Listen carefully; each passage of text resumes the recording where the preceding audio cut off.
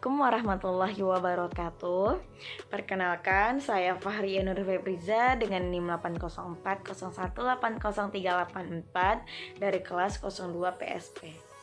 Di sini pada video ini saya buat bertujuan untuk memenuhi salah satu tugas mata kuliah audit sistem informasi. Pada video ini saya akan menjelaskan apa itu framework PMBOK. What is framework PMBOK? Baiklah, akan saya jelaskan pada slide-slide berikutnya. Apa itu framework PMBOK atau what is framework PMBOK? Kepanjangan dari PMBOK adalah Guide to the Project Management Body of Knowledge. Adalah suatu guideline yang secara internasional diakui untuk digunakan sebagai metode manajemen proyek dan merupakan produk dari PMI. Apa itu PMI? PMI merupakan Project Management Institute. PMBOK adalah standar yang secara luas diterima dan diakui sebagai basis untuk seluruhan metode manajemen proyek. Selanjutnya, suatu standar yang dibentuk oleh Proyek Manajemen Institute atau PMI tadi dengan tujuan agar dokumen itu menjadi acuan utama dalam pelaksanaan proyek. Harapannya, dengan acuan atau kita sebut dengan best practice tersebut dapat memberikan hasil dari proyek yang berkualitas dengan kompleksitas yang mudah dimengerti. Selanjutnya, saya akan menjelaskan mengapa framework PMBOK diperlukan dalam suatu proyek.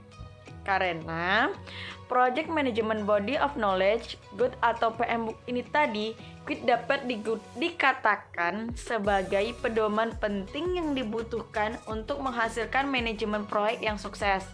Di dalamnya terdapat berbagai pengetahuan terkait cara mengelola proyek dengan baik sehingga perusahaan dapat terhindar dari kegagalan. Selanjutnya, apa tujuan dari framework PMBOK ini tadi? Apa tujuannya? Baiklah, saya akan paparkan dalam set ini. Tujuan mendasar dari adanya PMBOK adalah untuk menjelaskan pengetahuan dan sistem yang dapat diterapkan pada sebuah proyek. PMBOK ini diakui secara umum sebagai praktik yang baik atau good practice. Yang PMBOK Guide ini diakui secara umum maksudnya apa? Artinya, pengetahuan dan praktik yang dijelaskan di dalamnya berlaku untuk berbagai proyek dan berlaku hampir sepanjang waktu karena panduan tersebut dapat menjadi standar dan adanya kesepakatan umum terkait dengan nilai yang ada pada kegunaan ini tadi.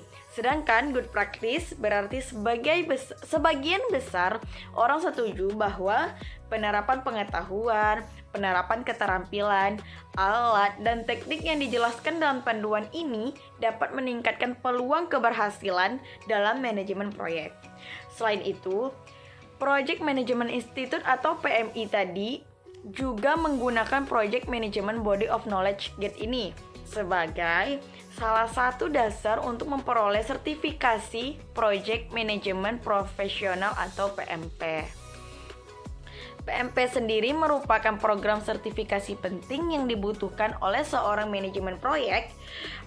Mereka memerlukan itu sebagai pemahaman menyeluruh tentang PMBOK Guide tersebut agar bisa lulus sertifikasi PMP ini tadi.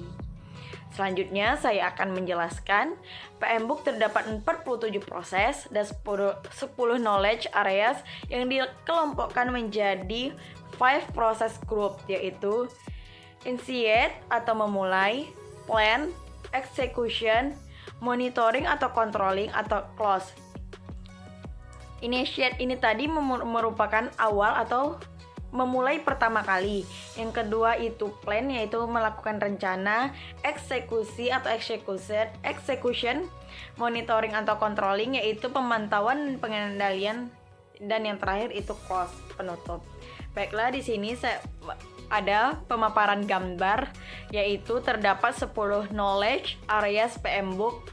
Yang pertama, project integration management, project scope management, project time management, project cost management, project quality management, project human resource management, project communication management, project risk management, project procurement management, project stakeholder management. Dan dalam setiap 5 proses atau 5 proses grup ini terdapat berbagai macam knowledge. Yang pertama itu adanya initiating yang ada 2 proses. Yang kedua itu planning, ada 24 proses. Yang ketiga itu ada executing. Executing itu ada 8 proses, monitoring dan controlling itu ada 11 proses, dan closing itu ada 2 proses.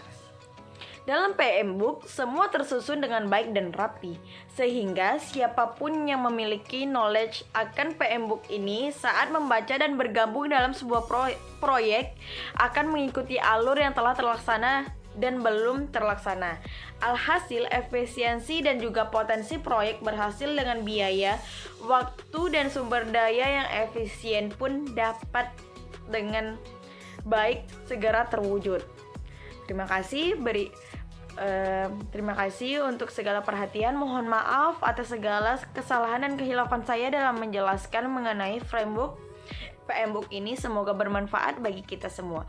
Wassalamualaikum warahmatullahi wabarakatuh.